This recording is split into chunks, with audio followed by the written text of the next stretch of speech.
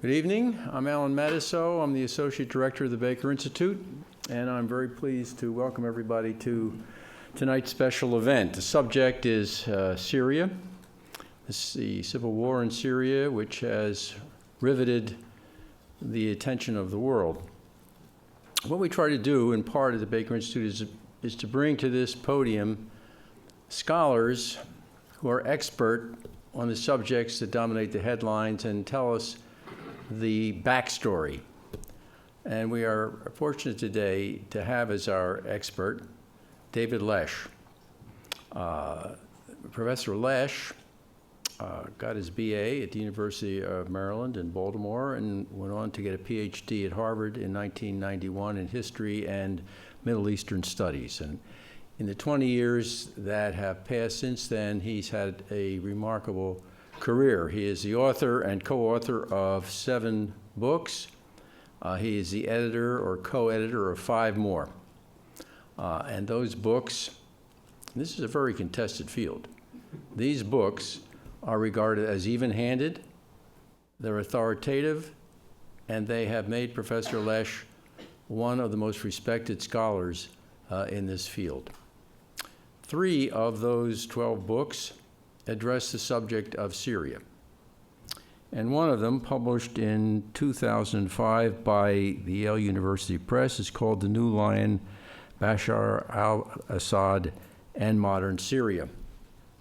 In the course of writing that particular book, Professor Lesch had intensive interviews with Bashar al-Assad. And in the next 3 years, he had more interviews. And as he says in the preface of his book, he is probably the man in the West who best knows President Assad. He recounts an episode in his preface when he encountered a neoconservative member of the Bush administration. And that official denounced Syria as an enemy of the United States because of his complicity in permitting foreign resistors into Iraq during the Civil War. And Professor Lesch gave this gentleman a piece of advice. First, try to see the world as Assad sees it. And on the basis of his acquaintance, Professor Lesch took a rather sympathetic view of President Assad and believed that he was a figure of hope and might be the man to begin the reform of Syria, which was so desperately needed. His position was that we don't regard Syria as the enemy, we engage Syria. And that was his position still until the Arab Spring began in December of 2010. First, Syria looked like it might escape the tumult. In March of 2011, the regime overreacted to a protest and ignited the civil war. And one result of that is this book by Professor Lesch called Syria, the Fall of the House of Assad. This book explains the basis of the power of the Ba'ath Party. It explains the near unbridgeable difficulties in trying to reform the regime. It gives an account of the origins of the Civil War. It explains what has happened since then. It has an indispensable chapter, actually, on the geopolitical context of Syria, and it concludes with some very measured speculations about how the Civil War might end, if it ever does. I think that Professor Lesch regards perhaps his sympathy for President Assad as too much hope. And what he does in this book is explain the transformation of this figure of hope into a man who has become almost universally reviled as a criminal whose crimes are committed against his own people. If there's one book you want to read about Syria, this is the book. And fortunately, it will be on sale here at the Baker Institute after this lecture, and Professor Lesch has agreed to sign copies. So do something good for him and for you. Buy this book. So please join me in welcoming to the podium Professor Lesch.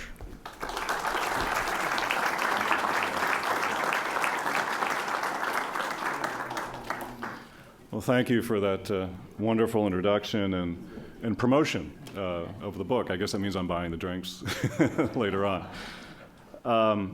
First of all, some of you I know here, and you know that I was born and raised in Baltimore, Maryland. And yesterday, my wife, Judy, and I attended the Texans-Ravens game. I was decked out in purple. I was confident and all of this sort of thing. And I'll just say that the Baker Institute have been much better hosts for me than the Texans were to the Ravens. But I congratulate you, except you didn't arrange for the Ravens to win. I mean, I thought that was part of the deal here. It's an honor to be here. As a student of Middle East history, it's always wonderful to meet someone such as Ambassador Dirijan, who is part of that history and played such an important role in that history, and of course the namesake of the building we're in, Secretary Baker. They are two of the in my opinion, and many other people's opinions, two of the best diplomats we've had in the last quarter century. And we have many, many good people out there today, and I wish we had many more like them. Because it's going to be a fun ride. I don't necessarily mean that in a good way over the next generation. So we need the best and brightest. Some of you here might, some of the students, maybe some of those that are going to be taking part in this and analyzing this. So thank you for having me, Ambassador. Always a privilege and always a pleasure to see you. This is a sad story. I had an email from a good friend of mine today, a Syrian expat. He's in New York, and I get emails like this, and perhaps some of you have friends in Syria or family. He said, my cousin's just been kidnapped, and it was by a rebel group, or what they think is a rebel group, and they want a ransom, and they'll probably pay the ransom to get this person back. And this group was nice enough to ask for the medicines this cousin needed. And this is one of the better stories, actually, in what's have been happening in this area. It's a very, very sad story. I have, Ambassador Dirijan has many friends on both sides of the conflict. I've had friends on both sides of the conflict who have been killed. I have friends on both sides of the conflict whose lives have been forever disrupted and displaced. And Syria, for those of you that have been there, it's a wonderful country. It's a wonderful people. They deserve freedom, stability and prosperity no less than anyone else. Unfortunately, I don't see that happening anytime soon. My book was mentioned, Syria, the Fall of the House of Assad, and I remember when I came up with that title, I said my access to President Assad has instantly ended by titling the book in that fashion. But I knew when I entitled the book that the Assad regime would still be in power, probably by the time the book came out, and probably long afterward. And I think that's going to happen in that sense, for good or bad, depending on what side of the conflict you are on. But I titled that Fall of the House of Assad for two different reasons. One, it was a more personal reason, because as was mentioned, I got to know him pretty well. I had some high hopes in him. And so the book is somewhat personal for me. And one reviewer of the book, who gave the book generally a very good review, he said that the distance that Professor Lesch has traveled in this book from New Line to Damascus probably is similar to the distance that many Syrians have traveled, those that were supportive of him and those that are certainly less so. these days, and since the uprising began and the decision by Bashar al-Assad and the regime to crack down on it. And so for me personally, he has fallen and will not be able to achieve certainly what he had laid out or promised in the beginning, despite some progress, real progress in some different areas. Second, in a more systemic fashion, Bashar al-Assad and the regime will never, in my view, have the legitimacy or mandate to rule that they had to some extent with many Syrians before the uprising. The mandate to rule for both Hafez and Bashar al-Assad is that they provided stability in a sea of instability. But largely because of the policies that have been followed by the government since the beginning of the uprising, it has sown the seeds of a great deal of instability. Therefore, I think they've lost the mandate and legitimacy to rule and will never enjoy the type of authority and power that they once had, even if the regime still remains in power, even if Bashar al-Assad is still president. So in two different ways, he has fallen. Let me go back a little bit to the beginning of the uprising and some particularly of the decision-making of the Bashar al-Assad himself. I can almost guarantee that Assad was absolutely shocked when the uprisings during the Arab Spring seeped into his own country by March 2011. I believe he truly thought he was safe and secure and popular in the country beyond condemnation, which may have contributed to his belief that the opposition could only occur via conspiracy orchestrated by Syria's enemies. I happen to know he commissioned 3 separate studies by his national security apparatus to assess whether or not the Arab Spring would seep into Syria, and all 3 said no, it would not.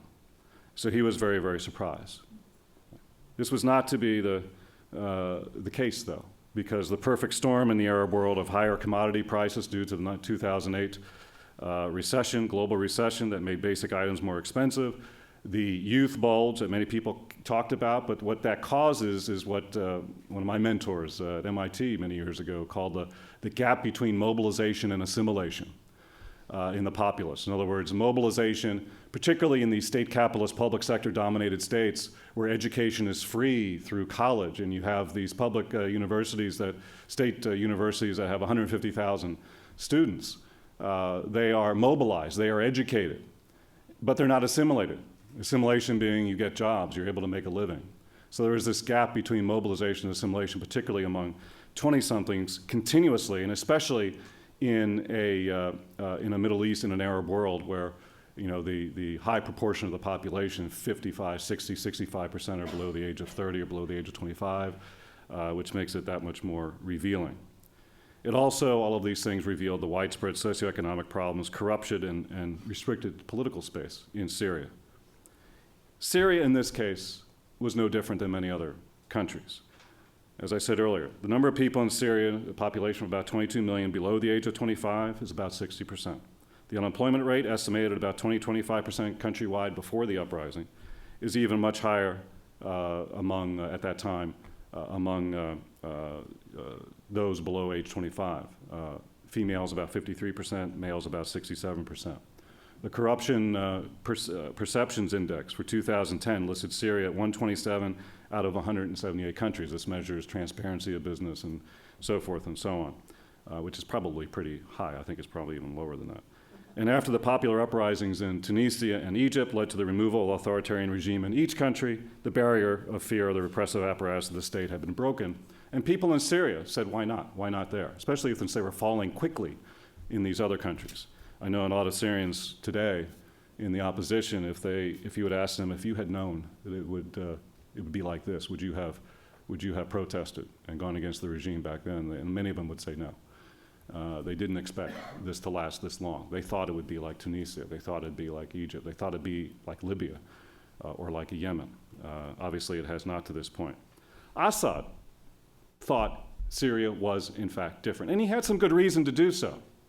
For instance, and one of the reasons he thought that Syria was different, there were calls for a protest by social media sites and expats outside of Syria in January, February 2011, as things were percolating and going on in Tunisia and Egypt. And these things fizzled out. Instead of thousands, there were dozens, easily dispersed by by a security apparatus or just fizzling out on her own. It just didn't seem to be the type of energy for opposition in Syria as in other countries, which only made the regime feel that much more secure.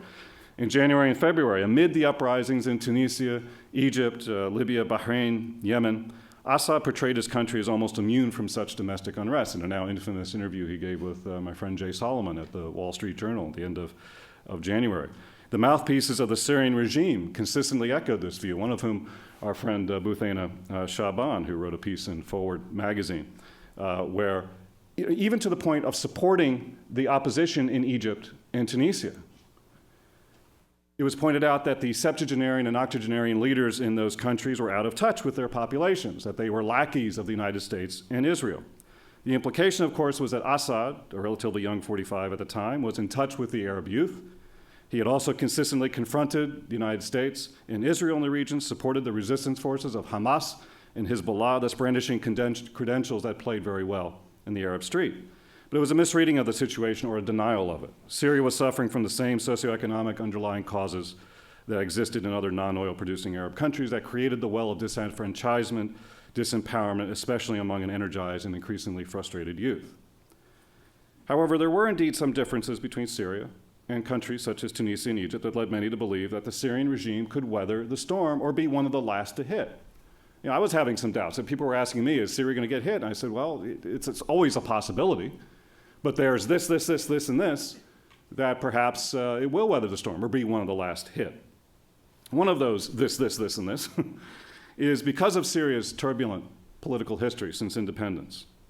Syrians generally have a disdain for engaging in activities that could produce instability and chaos. They only have to look across their borders over the years at Iraq and Lebanon, two countries like Syria that are ethnically and religiously sectarian, to see how political disorder can violently rip the fabric of society apart. Of course, this trepidation was constantly stoked by the regime to reinforce the necessity of maintaining the status quo and maintaining stability at all costs. It frequently portrayed itself as the only thing standing, as it still does, by the way, between stability and chaos. As long as Assad remained the only viable alternative for many Syrians, they were not going to participate in an opposition movement that could destabilize the country. For the many Syrians who were ambivalent, still many are today in Syria, the lack of support for the opposition wasn't necessarily a vote of confidence for the regime. It was just that the regime is the least worst alternative right now, and the opposition, hopelessly divided at this point, have not provided a viable alternative. In addition, the fate of the Syrian military and security services are closely tied with that of the regime. So unlike in Egypt and Tunisia, these institutions have not been as prone to separation from the political leadership. These elements in the military security apparatus would not be able to survive the fall of the regime largely intact, unlike what happened in Egypt and Tunisia, perhaps elsewhere. With the brutality of the crackdown, it appeared that the regime wanted to remind Syrians of all shapes and sizes of the lengths it was willing to go to crush any resistance. And from the very beginning, it was a security solution adopted by the regime. And it had the necessary loyalty of the military, the Ba'ath Party, and the government to do it. The repressive apparatus of the state in Syria, the military, mukhabarat, the paramilitary groups, the so-called shabiha, was daunting to anyone contemplating taking it on.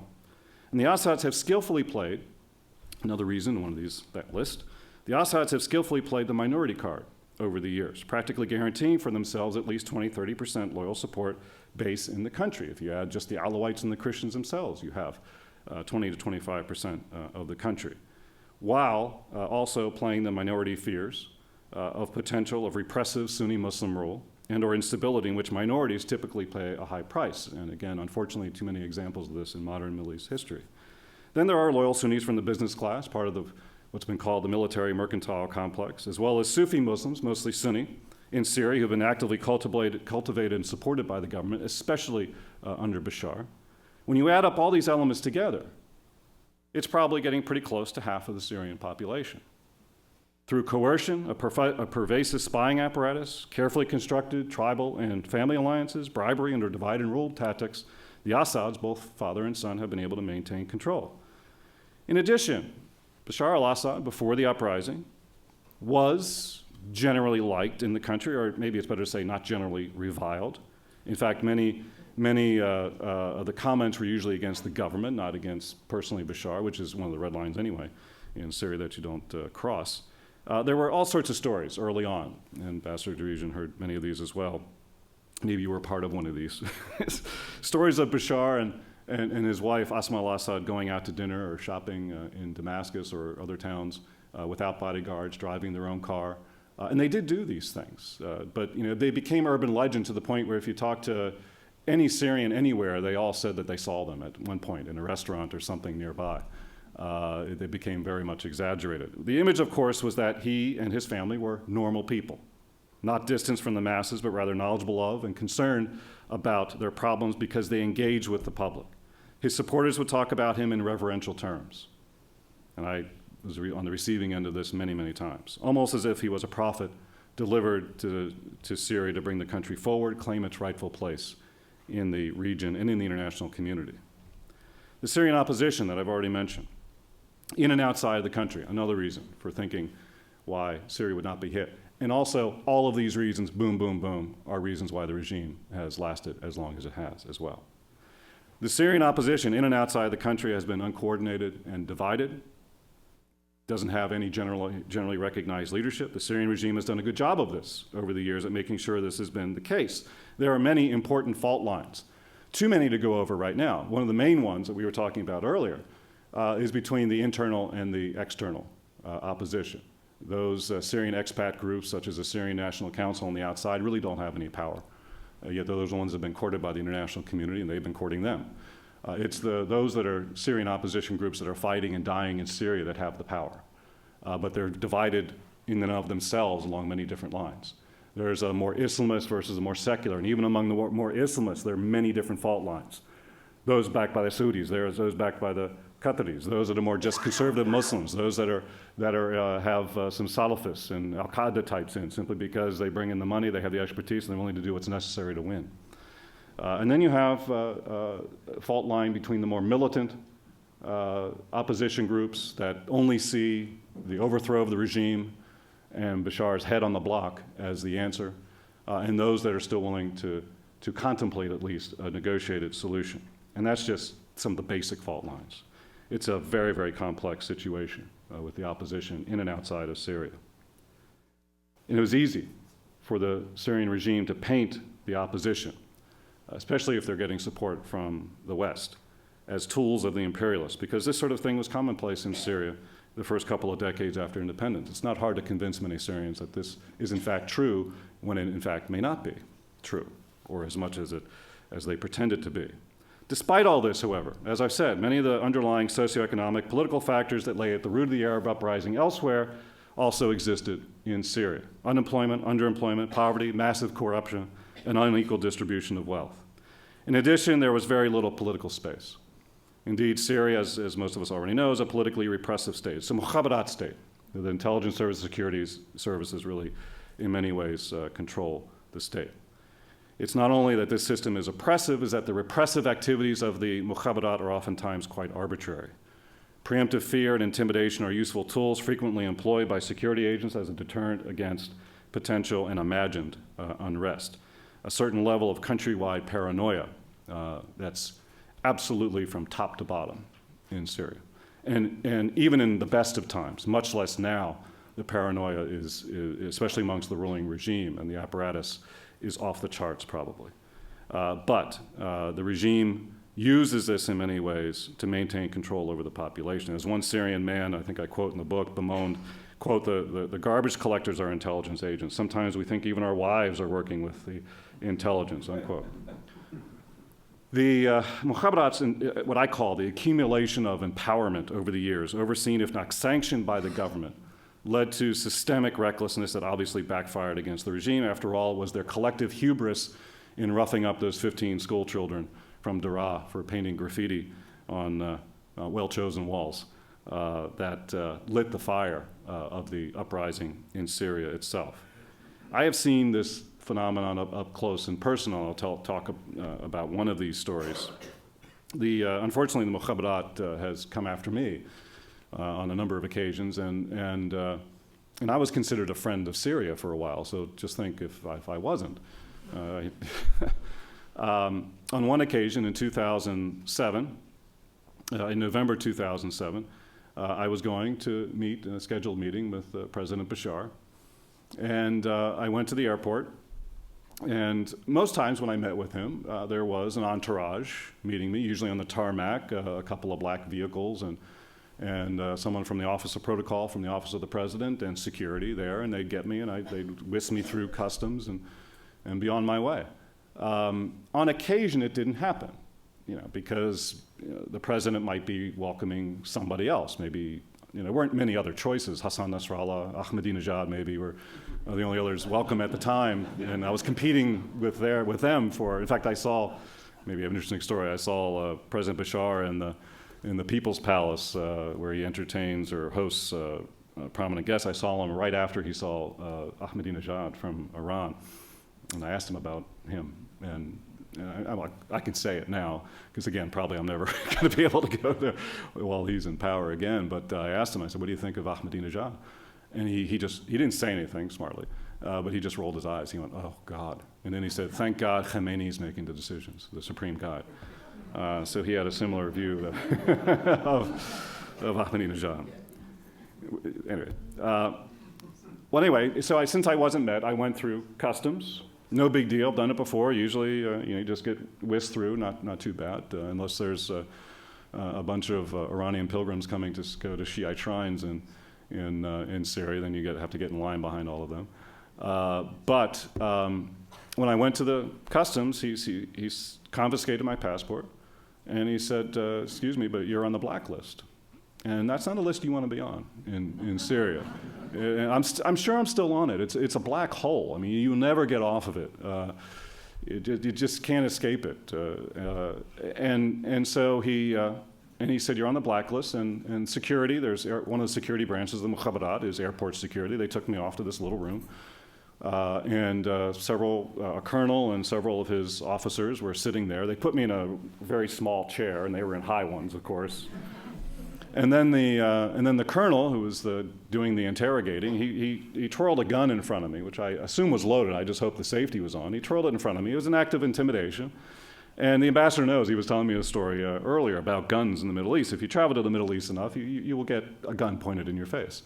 It's inevitable, And so I've had many guns pointed in my face, and so I just usually just want to fleece you at customs or something like that. And so I wasn't terribly intimidated, but it wasn't a pleasant experience either. And I was there for 3 hours, and he was asking me all sorts of things about why I'm there and so forth. And Mukhabarat, I'm convinced, they were after me for a number of different reasons, I think, but one of which was my access to the president, and they didn't like that because there were rumors around that I had some influence with him, and I don't know if I did or I didn't, but they just don't like that. They're very paranoid, and very protective.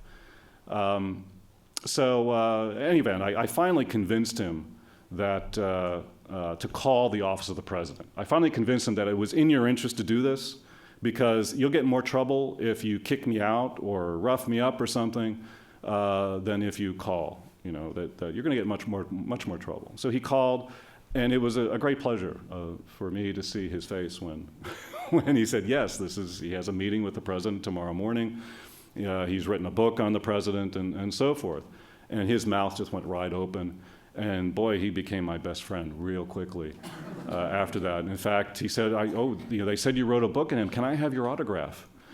And he didn't have anything to write it on, so he gave me the list, the blacklist, where my name appeared.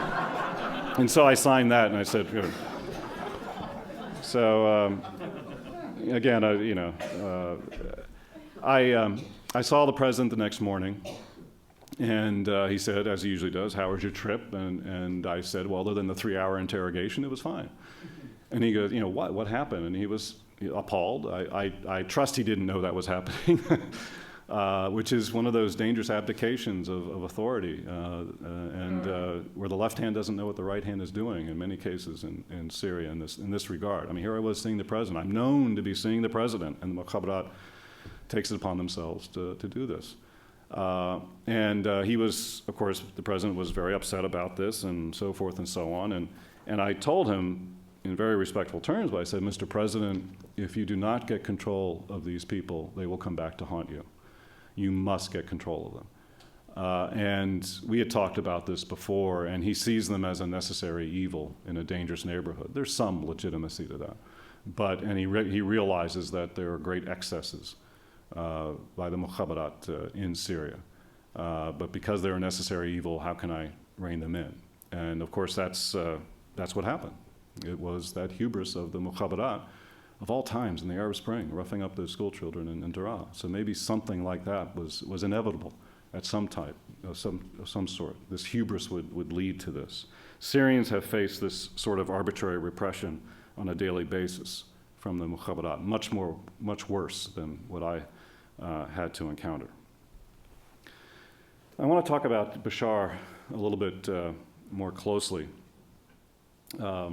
because to all too many, it seemed that Bashar, certainly after the uprising began, even beforehand in some people's minds, has become the prototypical Middle East tyrant. He unleashed the dogs, although they don't think so. We were just discussing that. They feel they've been restrained, by the way, so far. To the rest of the world, he unleashed the dogs on his own population. And at the end of the day, reminded Syrians that he was more like his father, perhaps, than the reformer many hoped he would be when he assumed the presidency in 2000. Much of the disappointment in Bashar, particularly in the West, is based on what I call this conceptual gap between the Syrian leadership and much of the rest of the world. And perhaps the too high of expectations we had in him in the very beginning. Perhaps even myself having too high expectations. I do remember the first time I met with him in 2004, after going through the pleasantries and so forth. And I said, Mr. President, you know what your biggest mistake was? And he looks at me a little, but what is this guy asking me this for? I said, you let it be known to the rest of the world that you liked Phil Collins' music when you became president in 2000. And it's nothing against Phil Collins, but this information was widely disseminated in the West. And it contributed to this profile of him being this Western, modernizing reformer. And I told him, this. And I think he looked back and said, this is the guy we've given access to me. But I think it's very true. The expectations were great, and therefore the disappointment was all that much greater. And I wrote about it at the time, and I said, we cannot expect too much from him just because he spent 18 months in London getting an advanced degree in ophthalmology until his brother was killed in a car accident in 1994, and he was called back to Syria. And then he was summarily brought through the apparatus and promoted and being prepared and groomed for the presidency when his father died in 2000. Because that's just 18 months. He spent the rest of his time as a child of the Arab-Israeli conflict, a child of the superpower Cold War, and most importantly, a child of House of Assad. Those are the formative experiences that helped shape his worldview and perhaps ultimately his response to the uprising that has occurred. Much more so than those 18 months in London or Phil Collins' music or Electric Light Orchestra, which he also likes, and some others. So when Assad spoke in his first speech in March 30th, 2011, in reaction to the growing protests, he branded, as he still does, he branded terrorists, conspirators, and armed gangs as the primary reasons for the unrest. Most of those outside of Syria scoffed at such misdirection from the real socioeconomic and political problems that brought the Arab Spring to Syria. But many Syrians, even Assad himself, readily believe in this view. Their perception of the nature of threat is vastly different from what we see outside of Syria. Again, blame it on Syrian paranoia bred by imperialist conspiracies of the past, Arab-Israeli conflict, and/or regime brainwashing to consecrate the necessity for the security state. But it is in large measure a function of living in a dangerous neighborhood where real threats are often just around the corner. It is this conceptual or perceptual gap that I think is at the root of the impasse between what much of the rest of the international community demand of the Syrian regime and what Assad is actually doing or feels he should do to end the violence against the protesters and enact far-reaching reform. I'm also sure if I met with Assad at any time during the uprising, or certainly several months into it, he would tell me that he has made extensive concessions and enacted dramatic reforms. He would complain that he's not getting any recognition of this in the West in particular, that the United States and the West therefore have it out for him, and no matter what he does, it'll never be enough. And I think he would sincerely believe this. And as such, he does not trust one iota, the UN, the Arab League, the West in general, especially in terms of some of these initiatives that have been put forth by the UN and the Arab League. Assad is a product of an authoritarian system, one that is a paradigm of stagnation and control. The Syrian system is not geared to respond to people's demands, it controls people's demands. It's not geared to implement dramatic reform, it's constructed to maintain the status quo and survive. Real reforms, in fact, are counterintuitive to the basic instincts of an authoritarian regime because it'll undermine their basis of power. Now, I got to know, again, Bashar fairly well. I never saw him, and I don't know, Ambassador Teresian, you had this reaction as well, but I never saw him in the mold of a Muammar Gaddafi or a Saddam Hussein. Bashar seemed to be different from the typical Middle East dictator, not that he was any better or worse, just different. Normal, somewhat. A normal, relatively speaking, as normal as can be, being the son of the president of the country, a normal upbringing, which led many people to hope he might incrementally change the system. That Bashar was perceived by most who met him to be a relatively normal person who then sanctioned a brutal crackdown of the uprising perhaps says something about human behavior and how even normal people can succumb to power. I've written and said many times, I think Bashar lost his way. The arrogance of authoritarianism will do that. Either he convinced himself or he was convinced by the sycophants around him that his well-being was synonymous with the well-being of the country, and that what he was doing in terms of violently putting down the protests and not meeting the demands for change were both necessary and correct. In a way, he became much more comfortable with power, which is not necessarily a bad thing, but in an authoritarian system, when you become much more comfortable with power, a process I witnessed, you become an authoritarian leader. In alternate reality, my good friend Roger Owen at Harvard has written about this extensively, about alternate realities being orchestrated and constructed around authoritarian leaders by those who are near to him. You hear the praise of the sycophants on a daily basis and you begin to believe it. This is human nature. I believed he developed a strong feeling of triumphalism after he survived the international isolation following the Hariri assassination of the former Lebanese prime minister in February 2005. He felt he survived the worst that the West, the Bush administration, had to offer, and therefore was righteous, and it was his destiny to rule. And this has played a crucial part, in my opinion, in the response to the uprising. He believes that what he is doing is not only surviving, not only maintaining in power the apparatus that surrounds him, but that he is in fact saving the country. I really think he believes this. In another sense, the Syrian government's crackdown is a push-button, convulsive response to domestic threat. It's business as usual. It's not as though Assad does not control the security forces, it's that this has been the way that Syria works under the Assads. They reach in their historical pocket, pull out what's worked for them in the past, and what they found was much closer to Hama in 1982 than anything else. And to date, Bashar has not been willing to reduce the tremendous amount of leeway that I described earlier that he's given the security forces to deal with threats. Bashar simply went along with business as usual, instead of understanding the new circumstances created by the Arab Spring. And in addition, the regimes of Hafez and Bashar al-Assad simply do not make concessions from a perceived position of weakness. They will only make concessions from a perceived position of strength. So cracking down hard on the demonstrators while offering some political reforms are two sides of the same coin from the Assad's perspective. This is the Syrian way. Hafez al-Assad, we were talking about this earlier, did his job very well.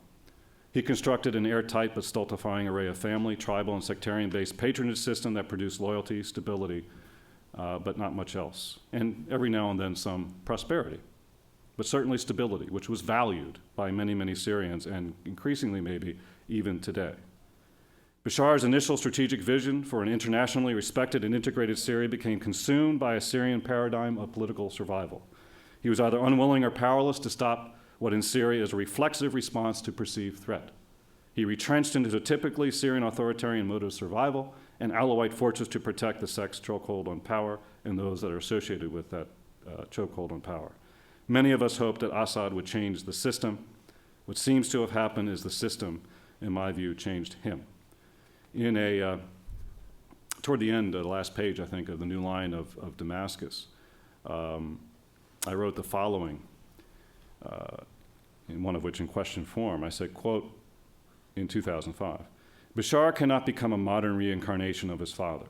If he does, he would indeed become the New Lion of Damascus. But this is exactly what Syria does not need. And I posed the following question at that time. Will the shell of the dictatorship molded by his father, the repressive and controlling institutions of the state, transform Bashar into a reluctant dictator? Or will Bashar, the president of Syria, eliminate the institutional basis of Syrian dictatorship? I think we have an answer to that question. Thank you very much, and I'd be happy to hear from you with questions.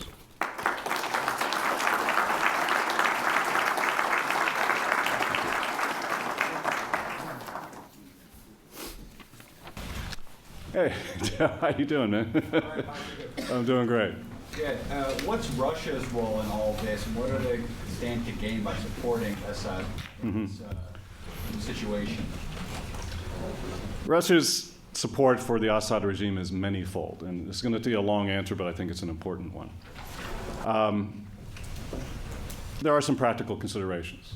You know, they have a base in Tartus. It's only a naval base in the Mediterranean. I have a interesting contact who I very believable, and he has very good contacts. Those two Turkish planes that were shot down, he said they were shot down by the Russians, not the Syrians. And it kind of makes a little bit of sense when you look at the reaction afterward. I mean, the Turks, after getting all bent out of shape, they really backed down. NATO didn't do anything. And it may have been the Russians, again, this is very speculative, it may have been the Russians sending a signal, you know, saying don't fly over our assets, don't even get near our assets. So they have that. There's an economic relationship. There's obviously an arms relationship, and with the Russians losing some of their customers in Libya with Gaddafi gone, and Iran with the sanctions, Syria elevates that much more important.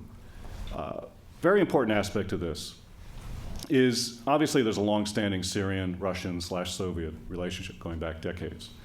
It's very, very difficult to change that type of policy. There's an institutional inertia, bureaucratic inertia, if there's a long-standing relationship. You can't, it's like the Titanic trying to turn around on a dime. It's very difficult to do that when there's so much institutional inertia and support from the middle levels below and even higher levels for the continuance of this relationship. And that has to be considered by any ruler, even an authoritarian ruler. Next on this list, this growing list, the Russians look at their influence in Syria as one of the last areas of ingress diplomatically into the Middle East. This gives them a little bit of importance to at least to seem to be in the position where they can make a difference. I contend that one of the reasons that Putin, who, by the way, is really in control of foreign policy, he didn't like what Medvedev did in terms of abstaining on the pertinent resolution regarding Libya in the summer of 2011. He was against that. And he's taken over foreign policy a few months after that with regard to Syria, and certainly since he became president again earlier this year. But it's one of the last areas of ingress and at least perceived diplomatic importance. And I contend that if somehow we were able to convince him to abstain or not veto a UN Security Council resolution against Syria, that the Bashar al-Assad and the Syrian regime would just say, "Screw you." They'd lift their nose up and they'd just forget it. We're not falling for this. The Russians, I don't think, can have that type of influence, and therefore Putin's not going to do it because then he would seem to be powerless and seem to be a hollow threat. So this sort of nebulous position, gives him diplomatic value in the Middle East with perceived influence in Syria, which is less than I think most people think he has. In addition, Putin has some of my Russian scholar friends has framed the uprisings against him, some of the protests that have occurred in Russia, in the same terms that Bashar al-Assad has framed the uprisings in Syria. So they're like kindred spirits in this regard. He's blaming the U.S. behind this and the CIA, which is playing well in a much more Russian nationalist political elite than there has been, perhaps in the past, and therefore, he's in the same boat, basically, with Bashar al-Assad. Next in this growing list, And so you're used to this. He was my student. I couldn't just answer something just with he was with a simple answer.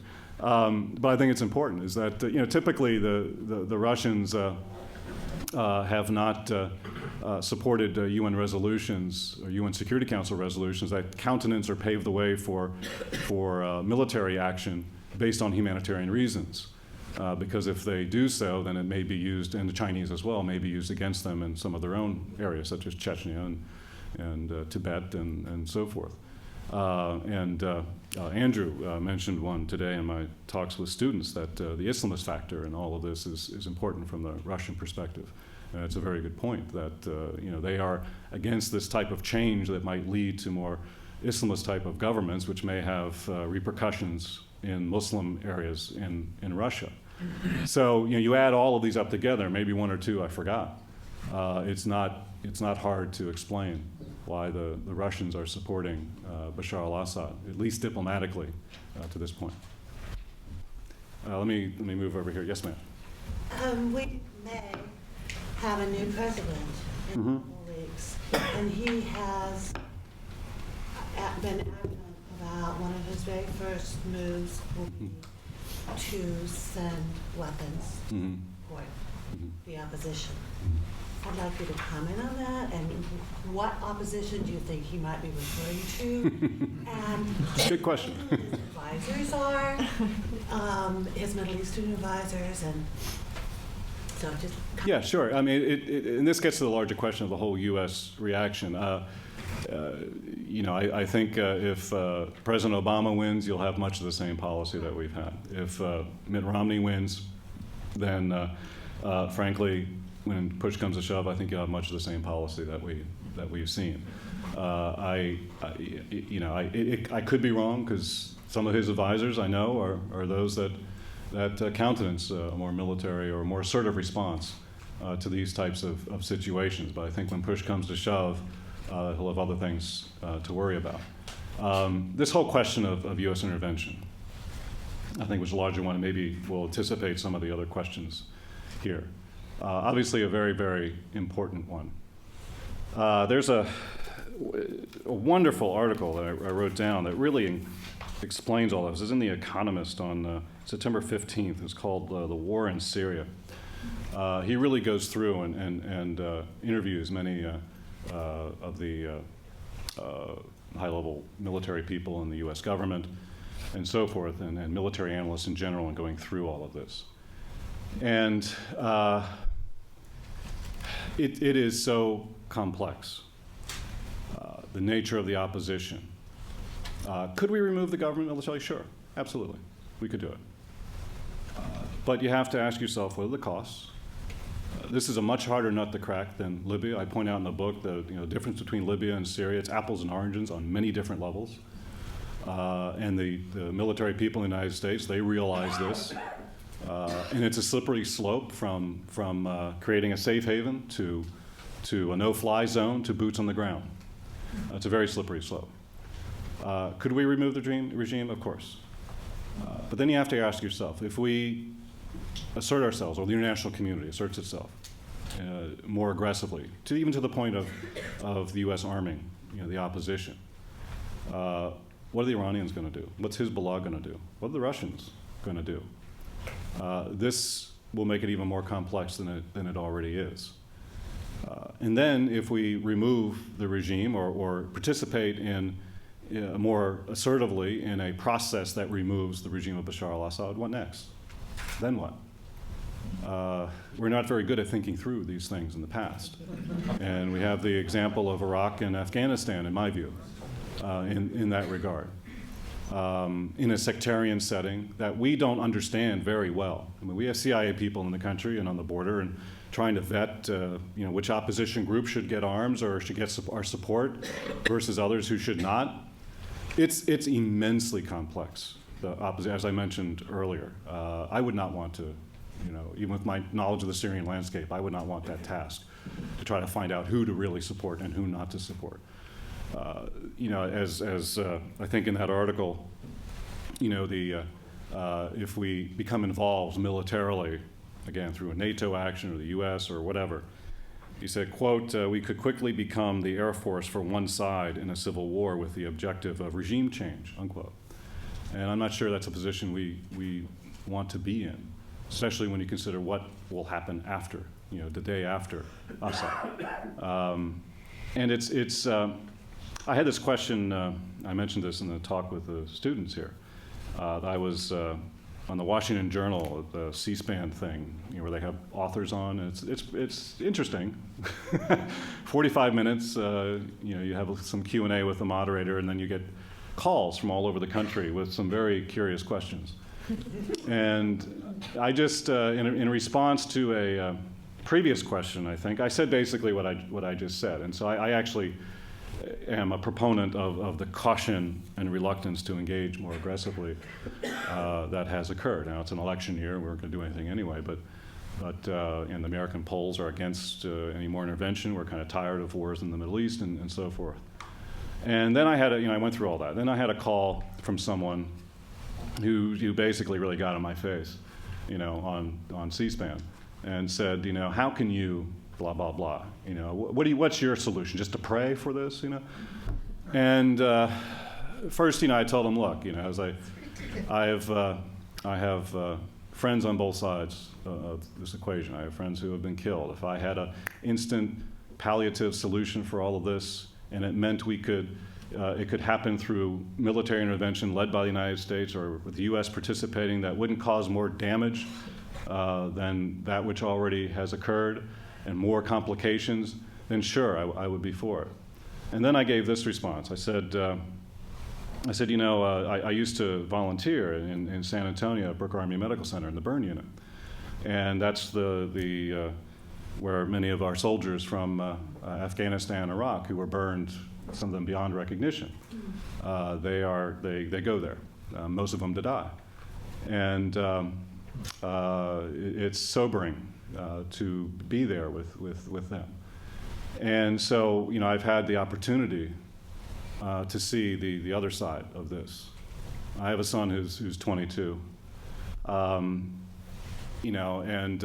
Before I lend my voice to something to a military intervention with a slippery slope that could lead to our young men and women going into harm's way again, and seeing this, I think we have to be very, very careful. And especially without the knowledge that we need to effectively carry out something like that in the aftermath. We don't understand the Syrian landscape at all, in my view. And when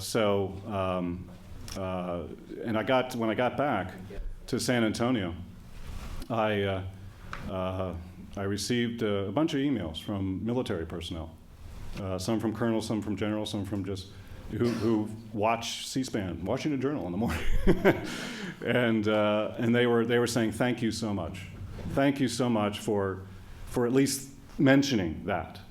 As one said, there's so many armchair quarterbacks who just say, let's go in, let's convulsively go in. And understandably, the humanitarian, for moral reasons, but without really thinking it through and thinking about the consequences. There's no easy solution to this, none. It's bad and worse from my perspective. The only thing that I see that could possibly happen, which won't explode in everybody's faces, is for somehow this civil war to be insulated. I know that sounds cold-hearted, but to insulate it so that it doesn't cross borders, as it already has to some extent. I was talking earlier with some friends, and I'm fairly convinced that this is the direction you're going to see from the international community. And this is very Machiavellian and distressingly so, considering what's happening in Syria. But I think there are some policymakers in Washington and elsewhere who wouldn't necessarily mind Assad winning, so that this civil war doesn't spread. And then the sanctions are already on. Let's isolate Syria, take it off the front pages, and the question of intervening is a done deal. I think the Turks, I wouldn't be surprised. I'm not saying this is 80% sure or 50%, but I wouldn't be surprised if they close their border in the next few months. They're backtracking fast. They went out on a limb talking about, calling on Assad to step down much further than everybody else. And they thought the rest of the international community was going to be right behind them, guns blazing and so forth, and they weren't. And so the Turks, they've been talking to the Iranians. Some of their officials have been really backtracking in their verbiage. The polls in Turkey show the public not very much liking the Erdogan's policy, Prime Minister Erdogan's policies. With the refugees coming across the border, activating the Kurdish issue again. I think Erdogan is thinking about his political future and may retract or find a way to retract without losing some face. And if that happens, if he closes the border, the Syrian opposition is toast, in my view, unless something else happens. Until that time, if that doesn't happen, I mean, each side believes they can still win. This is a situation that's become militarized, more militarized on each side of the conflict. It's become an existential conflict, and which is why I don't think any negotiated settlement or any initiative right now from the UN or anyone else has any chance. Because as long as each side thinks they can win, they're not going to make concessions. Yes, sir. How do you see the recent events in Beirut, specifically the bombing that killed al-Assad? How does that play into this? Well, this is one of these situations where obviously the situation in Syria has crossed the borders. I mean, you have pro and anti-Assad groups in Tripoli fighting against each other. This is a modus operandi of the Syrians for enemies of Syria. Obviously we don't have any specifics, but if you had to guess, if you're a betting man, you would say that Syria is behind it. Maybe Hezbollah or Hezbollah on behalf of Syria. Against against the military, one of the military chiefs in internal security forces in Lebanon, who was generally anti-Syrian and was investigating someone who was pro-Syrian, a politician, Michel Samaha. Yeah. And so and this is again, I think something the Syrians have done in the past is. You come after us, this is the trouble we can cause. I mean, Syria is a fairly weak country, and it's a fairly bare quiver that they have, which is why they've established associations with Hezbollah and Hamas over the years, because that gives them some leverage vis-a-vis the Israelis in the return for the Golan Heights. That's why they've had this relationship with the Iranians over the years, to give them some strategic depth. And some more leverage in any sort of situation. They want to be there. There's a wonderful anecdote regarding this characterization. One of the times I met with Bashar al-Assad, it was during the Hezbollah-Israeli war in 2006, and it was just after President Bush met with Blair at a G8 meeting. And he was caught on microphone accidentally saying that, I think Blairsy is what he called it, or something like that. Blairsy did, that if the Syrians stop this, and think of a 4-letter curse word, stop this blank, this would be over. And the Syrians really weren't behind it. It was Hezbollah. The Syrians were supporting it, and they were riding the coattails of Hassan Nasrallah in Lebanon regarding all of this. When I met with Bashar, I asked him, so what do you think of what President Bush just said about this expletive and all that? And I half expected him to say, just typical, this, that, and the other thing, and to wave it off. And he said, I love it, because he's thinking of me. He's thinking Syria is an important player in all of this. And so the image was more important than reality in that regard. And so these levers, these arrows in the quiver, especially against a state like Israel, there's so much asymmetry of power, affects its neighbors, and they will activate those things just to make it clear that they have leverage, that they can cause problems with the Kurds for the Turks, in Lebanon for the traditionally weak government there. One more question. Yes. Okay. Yes, sir. 3 weeks ago, the foreign minister of Russia, Babarov, was interviewed by Charlie Rose of Syria. It was a fascinating interview. He was criticized very much the American policy, the Western policy, the Turkish policy. He indicated that the Russians put on the table several times with the American administration suggestion to have an international conference where United States, Russia, Turkey, Arab country, Arab League, and Syria, even without Iraq, will sit at the table to try to resolve it and blame the American administration that they vetoed it. Yesterday, in view of everything that's going on, even the foreign minister of Turkey yesterday said there is no solution. The Assad regime will not be toppled by power. What is your assessment of why the American didn't want that? And he suggested, by the way, the foreign minister, to have that kind of an international conference to resolve it. In 2 weeks from now, after the election, what do you see the outcome of all these suggestions, or is there a chance that something may take place? Yeah. Lakhdar Brahimi has been traveling around to all of these countries, and including Iran, trying to assess their positions and drum up support for this exact thing, some sort of international conference. And my view on this is it will have to include the Iranians. It has to.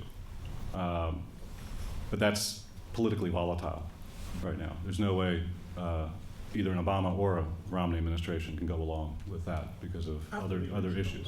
Even after the election, I don't think they'd be willing to go along with it on that issue. Now, there's reports that they're talking to them, perhaps, and the other issue, and there are contacts between the Iranians and the United States in other ways. But I do not see them accepting an Iranian position. You know, if enough people keep trying to convince them to do so, and if that's the only way it might happen, depending on what happens on the weaponization of the Iranian enrichment front between Israel and Iran.